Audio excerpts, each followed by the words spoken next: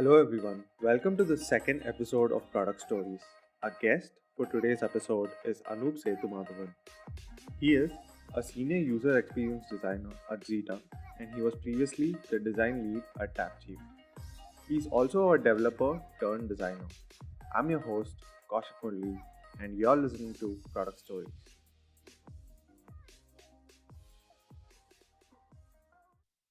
Hey Anup, welcome to the second episode of Product Stories. Super happy to have you here. Thanks for having me, man. My pleasure. Yeah, I've known you for since the time I started designing back in 2017. I still remember the first time we met when I had come to the office you guys were working out of for TapChief. And since that time, you've been someone who has helped me with my own design, at the same time helped me explore the world of design.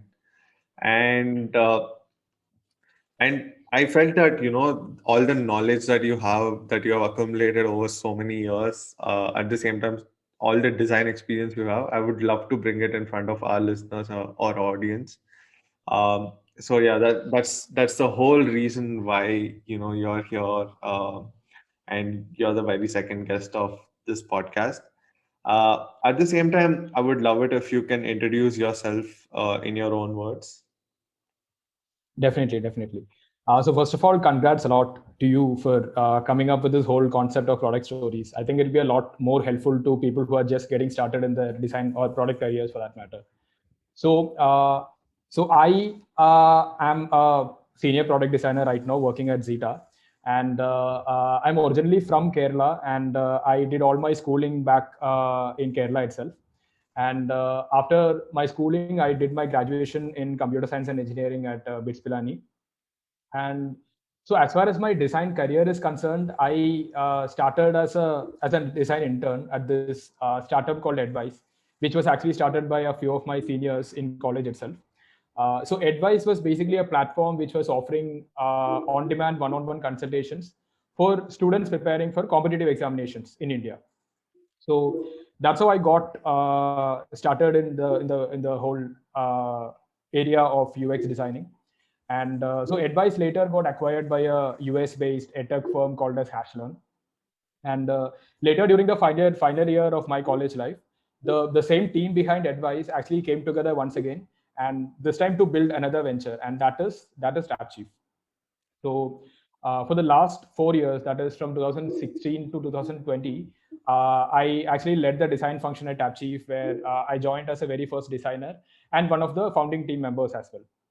So, so TapChief, as you would know, is was mainly into helping individuals monetize their domain expertise in one way or the other. So during the whole course of my journey at TapChief, I was fortunate enough to build a lot of solutions for the gig economy space. And the whole idea was to make the whole freelancing lifecycle seamless for both the parties involved in the life cycle. That is, we have freelancers on one side and we have clients on the other side, right? So first of all, we designed a marketplace module to make the freelancer client discovery a lot more seamless. After that, we also ventured into building an ATS module, an applicant tracking system, to facilitate the hiring lifecycle as well. So after 4 years at TapChief, I recently moved on to Zeta. And at Zeta, we are right now on a mission to rediscover the future of payments. So with that kind of a mission in mind, we are designing and trying to ship products and next gen tech innovative solutions for all financial institutions, fintechs, and other distributors for that matter. So Zeta's core offering right now is something called as Tachyon, which through which we try to offer digital native and mobile banking products to these financial institutions. So yeah, so that's what I'm working on right now, and that has been my story. Yeah. Yeah, I mean that's quite a journey. But before even the part about internship where you started working with Advice, you were a web developer, right? And you were also studying computer science in BITS Pilani. So how did that whole transition occur? Like, studying in one of the finest engineering institutions in the country to say, okay, I probably don't want to do engineering now. I probably want to get into design. How did that transition happen? That's something I would love to know. Sure. Okay. Uh, so the story about that transition from web development to design actually happened over the course of, I think I would say, around 2 to 3 years. So I think I'll have to start right from my school days as far as this is concerned. So that is actually when I started doing web development seriously, when I actually started taking up web development seriously. So as I said, I did all my schooling in Kerala. And in Kerala, we have this concept of Kerala School IT Fest. So basically, it is a government-run competitions for students to develop interest in information technology, various domains related to information technology. So I used to participate in this particular segment of the competitions called as web page designing. So as far as this is concerned, the idea was very simple. So students will be tasked with building a static website. So basically, they'll be given a particular topic and they'll be given a local system, and they'll be given some resources also. So the idea is to give them ample time and let them come up with their own versions of an existing governmental websites which is redesigned from scratch. So I still remember when I started doing this thing, I used to make some rough sketches on paper and then translate them to GIMP before actually getting down to code them up. So GIMP is what I used to do use for designing back then. And so basically, this all translates to basic wireframing and prototyping, right, in design terms. So at that point of time, I was totally unaware of all of these technical terms and all of these systematic processes that involved in the product design lifecycle. But I still used to do them in a very minimal kind of a format. So that happened, and that actually gave me a lot of overview into what actually goes into building a product from scratch. I mean, building a website from scratch. So that happened, and after that, I joined BITS Pilani, and I became part of this department called as Department of Visual Media. We call it DVM in short. So DVM actually used to handle all the fest related designs, that is the marketing collaterals, all the social media content, all the public facing landing pages, all the registration processes, mobile apps, and all of those things for that matter. So basically, DVM was a tech handler for all the fests at BITS. So I initially joined DVM as a graphic designer and a web developer. And the first few tasks involved mostly marketing collateral, social media creatives, and all of those other things. Later on, a few months into the department, I started taking up a few more other complicated things involving landing pages, web applications, mobile applications for college fest, and for some academic purposes also. So this actually gave me a lot of insights into what it feels to like work with an entire team, because everyone in the Department of Visual Media had some sort of design expertise in one way or the other. So it was really an interesting teamwork that we did for each and every project that we worked on. So that happened, and as I mentioned, in the third year of college, I got an internship opportunity at Advice. So as I said, at Advice, I initially used to handle both the design end and the front-end web development back then. So 6 months into the internship, I actually realized that design was my forte. So I knew that I was never that kind of a person who could actually sit and code all day long, anyways. So, and when I found that there is this branch of design that is all focused on making the product user experience better, I actually realized it was something for me.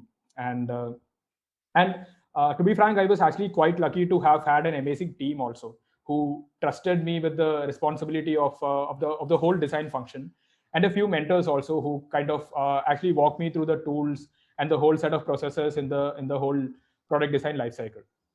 So to be honest, being a designer with at least some expertise in development as well, I am actually quite liking the intersection here. Primarily because of the fact that you actually get to understand both sides of the equation, right? So on one side, you are a designer and you get to understand the whole psychology behind the human behavior for what we are actually solving for.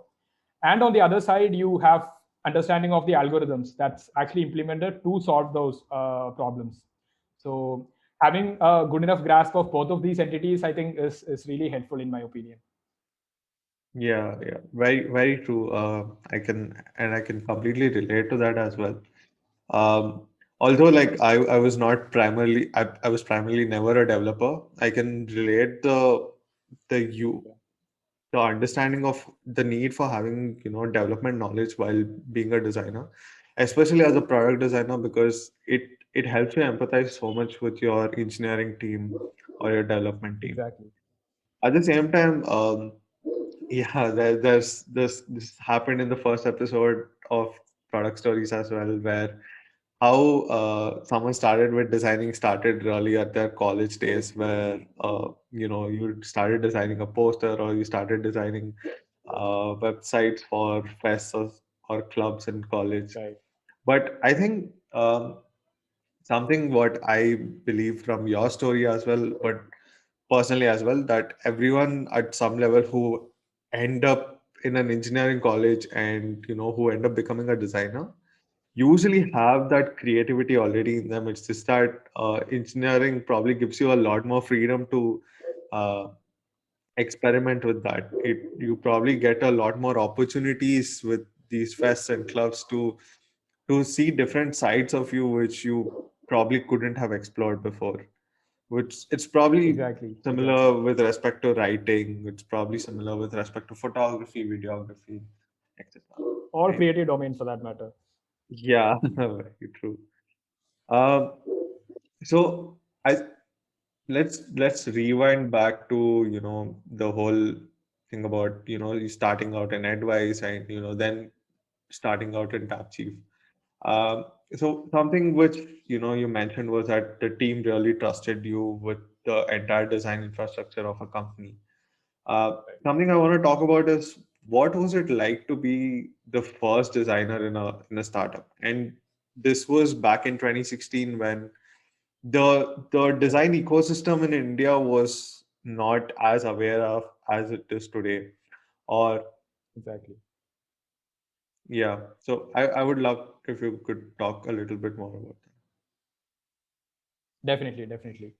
Uh, so the first and foremost thing about being a designer, being the first designer at an early stage company, is that, as I mentioned, you get complete creative freedom over the design function. So since you are the very first hire as far as a design function is concerned, you become responsible not just for designing the product, you also become responsible for shaping up the whole design culture of the company as a whole entity. So apart from the whole product and the UX life cycle that you will go through, you'll also go through a lot of other things involving the branding design and defining the whole voice and tone guidelines for the brand and all of those other things. So this was really sort of an insightful experience for me as far as the whole schema of being the first designer was concerned. So one other thing is that you naturally become a generalist without even you knowing the fact that you are becoming one. So the thing is that being the first designer at a startup, you get to work on everything. Everything. When I say everything, you get to work on everything from branding and marketing collaterals to landing pages and the product interfaces. So basically, you become naturally more comfortable being a generalist for at least some of the early phase of the company, and you'll be able to switch the context fast also in that kind of a fast paced environment. So that's another advantage of being the first designer at a company. And one other thing that comes to my mind is that being the first designer at a place, you also get to learn business along with the design lessons that you learn at the company. So the thing is that you get to play a pivotal role in defining the company vision.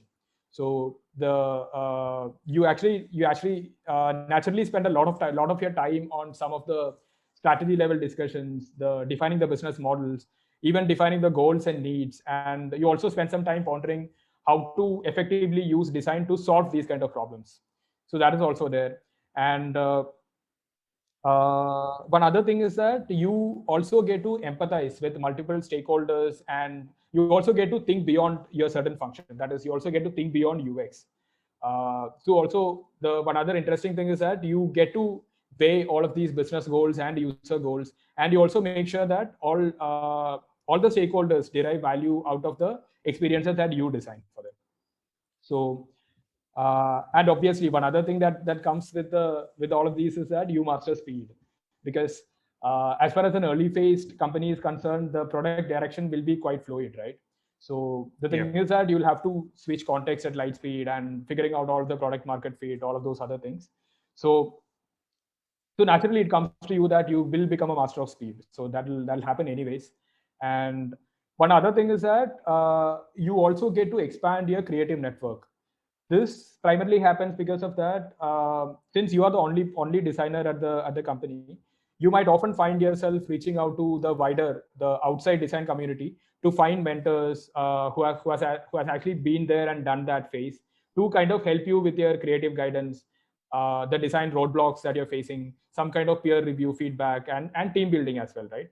So that is how I'd say that all of these kind of really help you in molding yourself as a better designer. And the only thing that you have to do from your side is that you have to believe in the problem statement and the company vision per se. So that can actually keep you motivated about all the goals and keep you excited about all the upcoming challenges, I'd say. Got it. Something I would like to discuss about from whatever you mentioned now was that the whole discussion about generalist, being a generalist designer. And I think we have had this discussion multiple times where when you're a junior designer just starting out, should you aim at, looking to be a generalist designer, probably like in a startup or even a bigger company for that matter? Or should you be someone who's looking at building expertise in one particular domain, let's say UX research, or probably even something like motion graphics, right? Do you think it's a good idea for someone to restrict themselves to a particular domain, or should someone probably go and explore where uh, they probably expertise at one particular thing, but they also have knowledge about various other things that's there in design? Right. Okay. So for someone who's just starting out in their career, right, I would obviously go ahead and explore all the different options that is available in different segments of the design. And then after that, once they have finalized all of their strengths and weaknesses after exploring different kind of segments, then probably try to dive deeper into one of them and become an expert of that particular segment. So as you mentioned, the full stack designer or being a generalist, right? So in my opinion, a full stack designer is not someone who's a designer who just codes. Full stack designer should actually be someone who can involve himself in every stage of the product design lifecycle, be it the right from the research to the implementation phase. So normally in a typical process, what happens is that designers take charge of one segment or the other in the whole PDLC. But whenever a full stack designer comes in or a generalist comes in, they will be able to see the project through its execution, focusing on the whole full picture of the project from day one itself. So typically, actually, they could have a wide variety of skills, including web design, UI design, programming, project management, copywriting, and an overall understanding of the whole development process.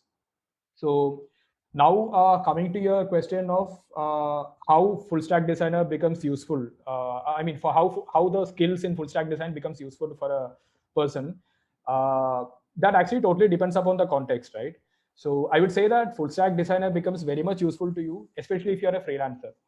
Primarily because you can add more value than two specialized designers. So you can be a whole team by yourself and you can deliver an entire project by yourself without even involving any other person for any other kind of expertise. So even if you're someone who's in a product company, being a full stack designer or being a generalist becomes immensely helpful there also, because especially during the design handoff, the design development handoff processes. So because since a full stack designer totally understands the entire process of the whole development journey, and he'll be able to design the real concept of limitations and all the tangible goals from the development side as well. So understanding the engineering concerns and providing the solutions also become a lot more easier in this particular scenario. So now as far as the skills are concerned, right? I would say a full stack designer should actually have a T-shaped kind of a skill set. So basically, they should be capable of doing many things, and they should be an expert in at least one of them. So the as far as the steps to become a full stack designer is concerned, the first thing to figure out is obviously find out your strengths and weaknesses. So basically, your strengths actually form the vertical part of your skills, the T skill set. So after you found out that, you could actually spend some time to bridge the other different skills, forming the horizontal part of your T skill set. So some of them could actually be understanding how code actually works, web programming, and get a grasp of the basic web programming languages like HTML, CSS, JavaScript. So the idea is that every new skill that you add to your skill set adds exponential value to your existing expertise. So it's actually a lot easier for someone who is already in the design community to become a full stack designer, because for them it's all about expanding their existing skill set, right? So the best way to start would be to actually kick off some interesting conversations with your engineering colleagues and try swapping your skills with them. So this can help you identify 1 year gaps in your knowledge, and also gain some first-hand experience on the same contextual pieces of projects that you guys are working on. So, plus also one interesting thing is that, as I said, traditionally a full stack designer or unicorn designer, as some people call it, is a designer who codes. Traditional definition, but that definition has kind of blurred over the years. So code is not the only Yeah. attribute that actually defines a full stack designer these days. So you can actually a lot of wide variety of skills, including copywriting, business competency, say user research, analytics, project management, all of them, and basically add them all to your skill set and become a better full stack designer. So that should actually be the approach rather than focusing on just the code part of it, I would say. Yeah. The interesting thing about being a full stack designer is that you're usually the ideal candidate as a solo designer in a startup, right? In an early stage startup. So, I mean, this is a discussion that we have had before, but I would love to talk about it again. Where how does one decide whether they should start off as a solo designer in an early stage startup, or whether they should look to join a good design team that's already well placed, right? So I mean, this is a common question. I'm pretty sure a lot of good designers who will have, because I'm pretty sure there will be multiple people reaching them out on Twitter or let's say LinkedIn, just to bring them aboard as the solo designers of designer of the founding team. Right, right, right. So, my 2 cents on this would actually be for someone who's actually just getting started in their career, right? For them, being a solo designer at an early stage startup would actually give them uh, a really explorative journey in their early phase of the career. So they can actually spend some time figuring out which part or which segment of the whole product design lifecycle do they get interested on. Say for example, if someone finds that after spending a decent amount of time with an early stage startup building the product, if someone finds that user research is what interests them the most, then the next phase of their journey, they can probably find a job that suits them the most in the user research kind of a role. So that is obviously there. And the other factor is that it obviously depends upon the kind of role that you want to take up. Say if you're someone who prefers to work as a freelancer, then obviously I would suggest that you should probably go for being a generalist and trying to pick up as many skills as you can, because being a freelancer, that's what ultimately what counts, right? You'll be able to totally replace an entire existing team all by yourself, and because of the wide variety of skill set that you have with you. So I think that is what totally defines the type of career path or the type of route that you should be taking as far as being a generalist is concerned. Got it.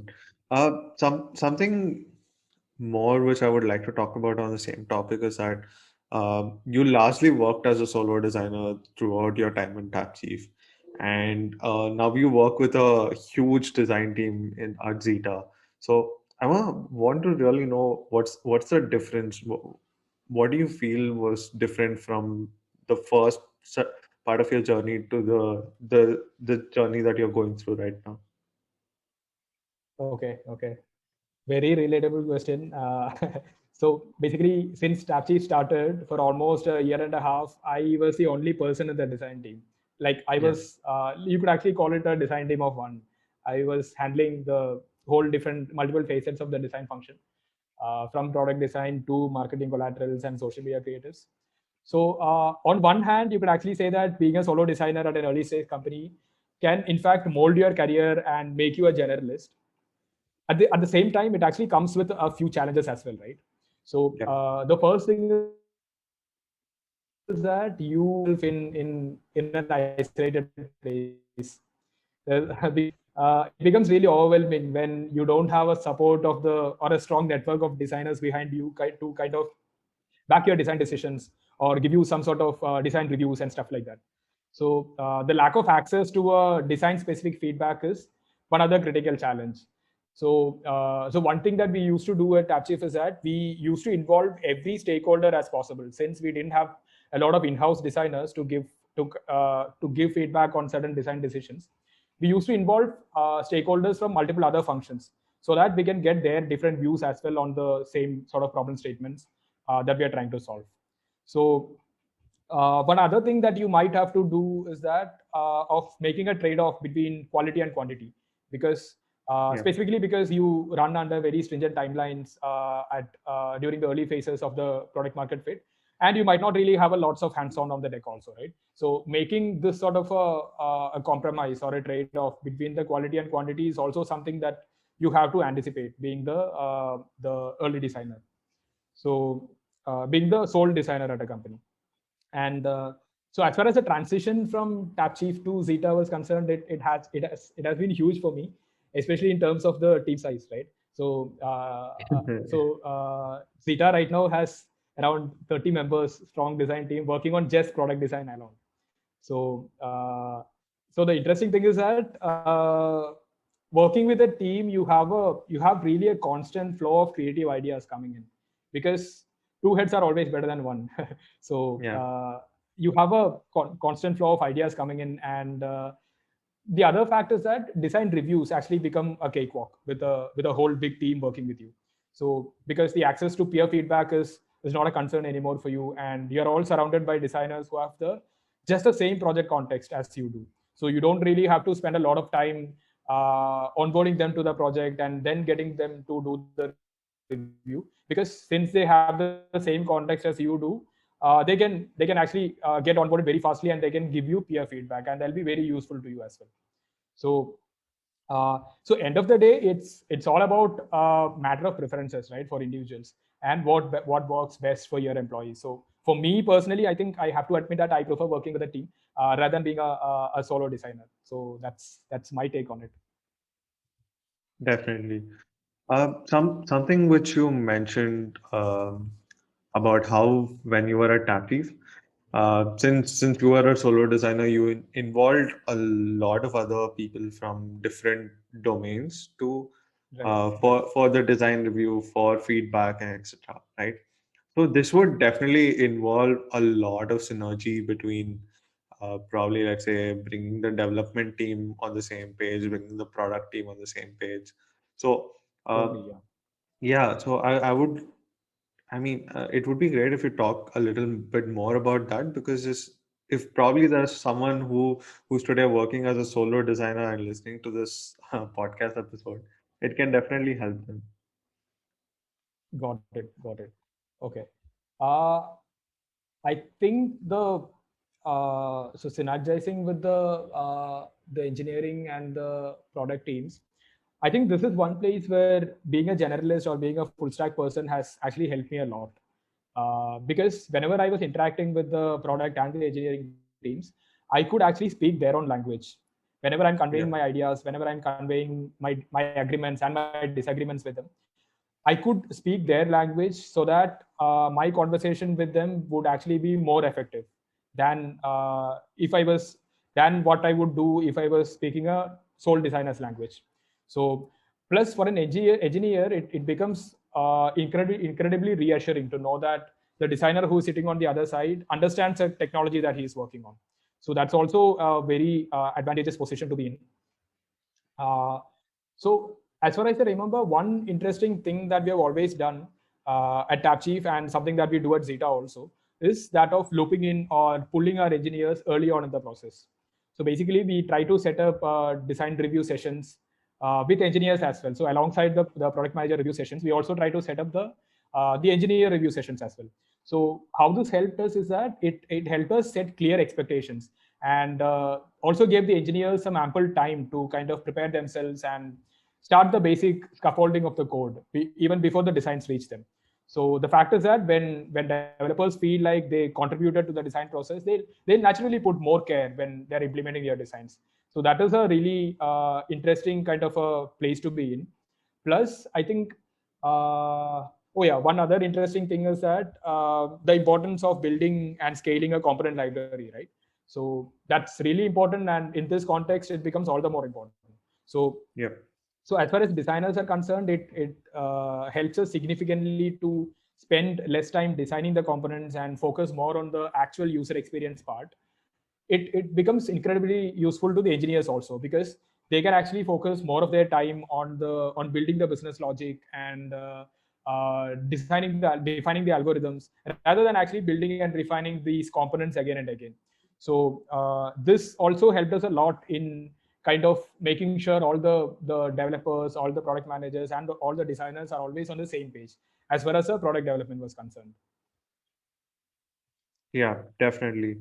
Um, Again, coming back from the same conversation, before this question was that you told me about how the transition between TapChief to Zeta was huge because uh, because of the team size, Right. precisely, right? Exactly. But something I probably want to talk more about was, rather than the team size, is the whole shift in working in, let's say, gig economy to working in fintech, which are poles apart from as industries. They're completely different, Right. right?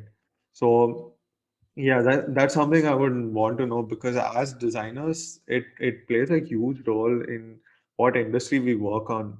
Um, Especially if it depends on, to a great extent, it depends even a lot more on your personality as well, as a person, Correct. Correct. and how you think and what your interests are, right? So how Right. is the whole transition between the gig economy to fintech? Sure. Sure. The switch actually was really interesting for me personally, and I'm sort of really enjoying it, especially in terms of the differences in crafting experiences for wider problem statements and newer user groups. So that is what is there's a significant difference on. And in very simple words, actually, what we are trying to do at Zeta is it's all about revolutionizing the financial processes, right, across boards with innovative tech solutions. So, for example, activities that once needed to be completed via local branch, like opening a new bank account, or setting a payment, receiving money, or even talking to customer service. So basically, all of these are handled solely within the whole ecosystem of the app itself with innovative technological solutions. So one really interesting thing was that now, as far as the processes are concerned, right, I think fintech heavily relies on the concept of gamification, for that matter, and there is this heavy use of visualization techniques also in fintech. Both of these are not heavily used as far as the gig economy space is concerned. And also, on a personal note, I think there is this necessity of finding a connect between money and emotions for someone who is actually designing for fintech in this space. I think that is something that is that should actually come naturally to a designer who's moving his career to fintech domain. So that is there. And so even though there were a lot of kind of learning to be done as far as the switch was concerned, I think Zeta's onboarding was actually very seamless, and in fact kind of very satisfying also, because we have an internal wiki called as Minerva with very structured courseware, particularly designed to onboard the new joinees and try to upskill them during the onboarding process itself. So this helped us a lot in getting really interesting insights on how fintech works, how is the company structured, and how does the different business unit interact with each other. So the whole concept of Minerva, along with some really helpful initiatives by some of my colleagues, actually helped me get up to speed in this new environment. So yeah, I think that's how the whole switch was for me. It was really fun and really interesting. I'm still learning things. Yeah. True. So let's come back to our discussion about design.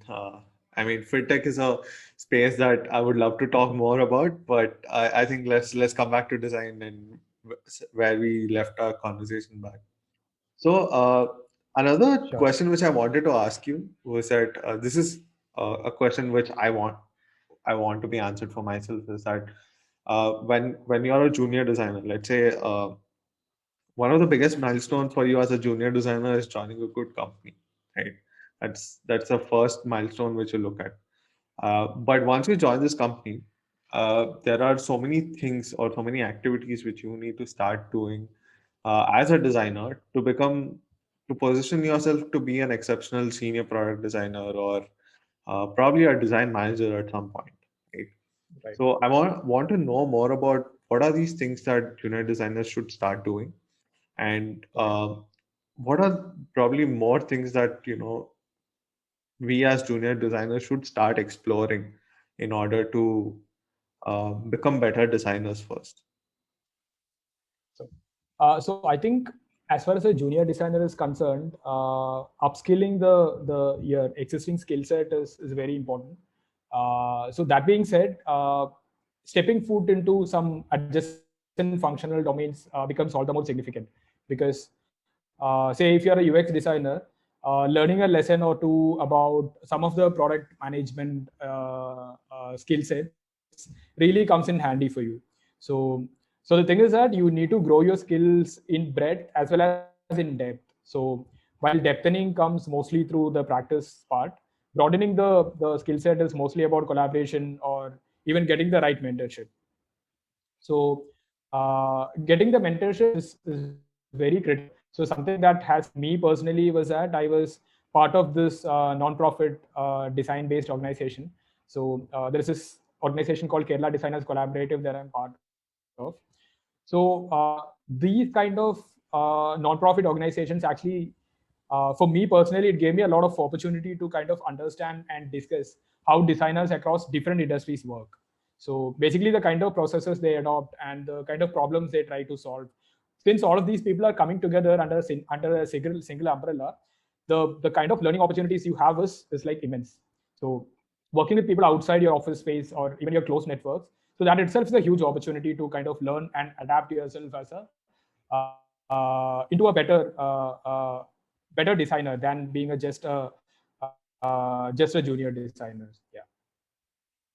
Great. I mean,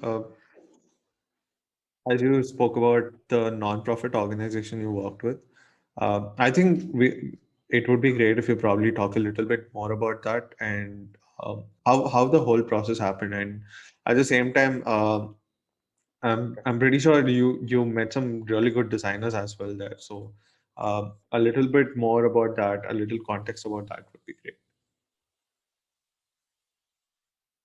Definitely. So as I mentioned, I have been part of this group called Kerala Designers Collaborative for the past few years. So so Kerala Designers Collaborative, we call it as KDCO in short. Okay. So KDCO basically is a collective of all creative people like designers, illustrators, graphic artists, and other creative professionals from Kerala to kind of facilitate an even platform for discussions, debates, and for creative collaborations happening in the design discourse of Kerala. So that's the whole idea of having this sort of a collective. So a bit into the history of this, it actually started after a Behance review meet that happened in Kochi a few years back. So right now it's almost a 10,000 member strong community, and I personally am very fortunate to have contributed some of my skills and expertise in one way or the other towards the whole growth of this community. So I think there are a lot of brilliant. There's a lot of people involved, and there's a brilliant team involved in involving people like Hiran, Anand, Devi Prasad, Melvin, who are actually running the show behind KDCO. So for me personally, right? So during the course of last few years at with KDCO, I got opportunities to actually work on really interesting projects. So the first thing that comes to my mind is a campaign called 30 Days of Malayalam Letters, which we rolled out in two different editions in 2017 and 2018. So it was actually a campaign inviting designers, illustrators, photographers, and basically all artists, right? All people who are involved in the domain of art to come forward and visualize the different letters in the Malayalam language, one letter per day. So say every day would have a theme, I mean, in terms of letters, and the participants could actually go ahead and represent the letter form in any sort of creative format they wish. So both of these editions, that is the 2017 edition and the 2018 editions, we actually saw a huge number of people participating in the events, not just from Kerala but even from foreign countries. So that was a really interesting sort of an experience for us as organizers of the program. And one other thing was that interesting project that we worked on was during the Kerala floods of 2018. So we actually came forward to build an initiative called as Skill for Kerala. So Skill for Kerala was actually a system where designers and other creative artists could pledge a specific amount of their time in terms of hours for a certain service and donate the fee to the Chief Minister's Distress Relief Fund.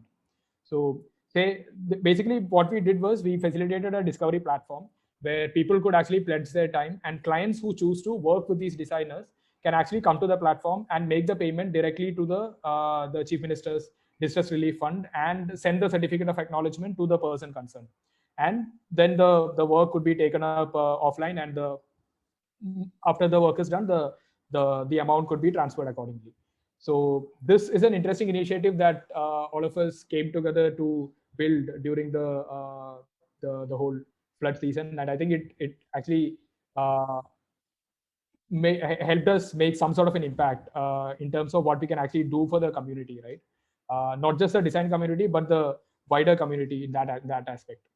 So, I mean, to sum it up, I would say that the best part about being involved in such collaborative activities is that you get to understand wider perspectives of things, not just functional, but also the structural aspects of it, right? So you also get to work with people outside your functional domains, as I said, and that can of course expand your skill set, and uh, and of course the kind of learning opportunities that you have also is immense in that kind of a domain. So yeah, that's how it has helped me personally to grow up as a designer with by getting involved in the collaborative activities. That's really good to know, especially the whole story about how you created something for the flood relief and everything.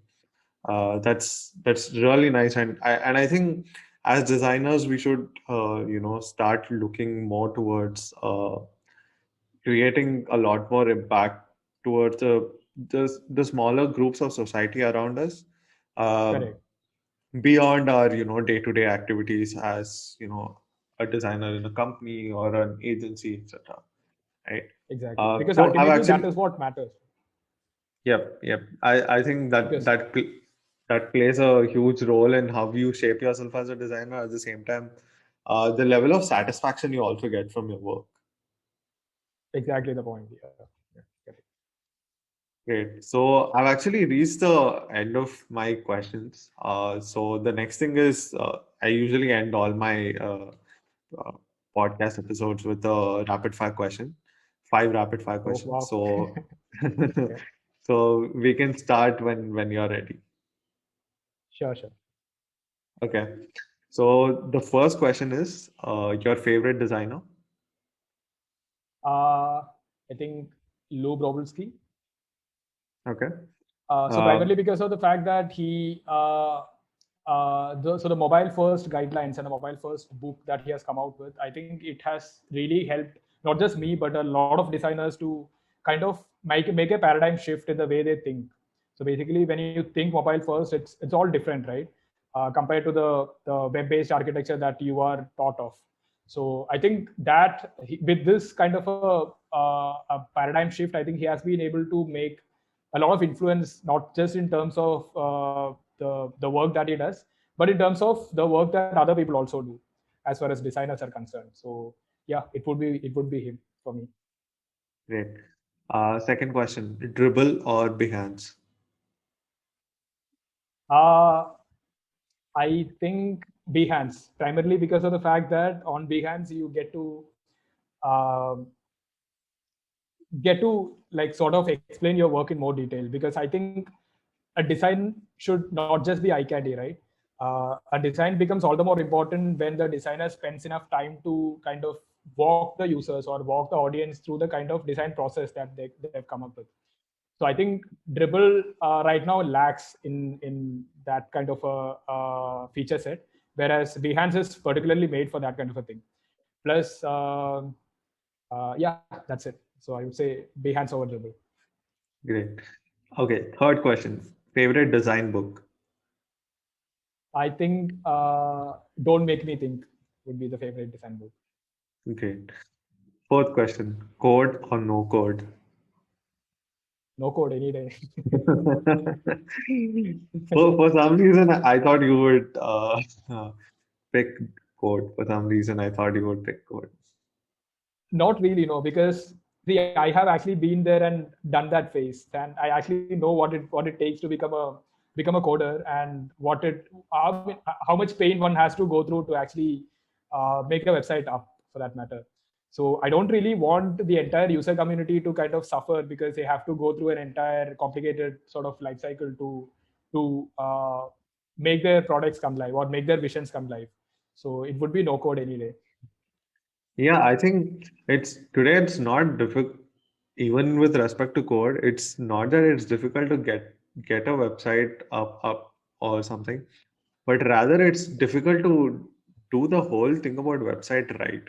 Like something as simple Correct. as ensuring there is proper accessibility, ensuring that the SEO is right, the performance is proper, becomes a lot more Exactly. difficult in code, and it becomes so much more simpler in something like Webflow. Correct. Correct.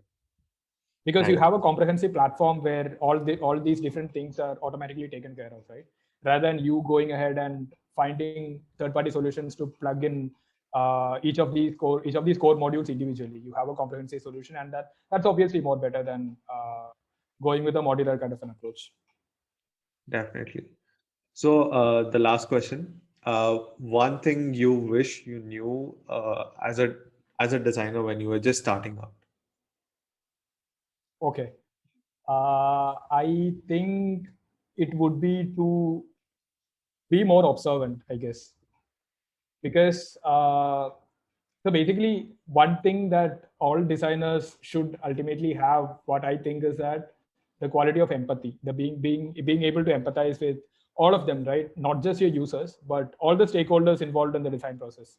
So I think being observant can actually make you a more empathetic person, not just towards the users, but actually towards the business and towards the actual solution, the solution to the problem that you're building.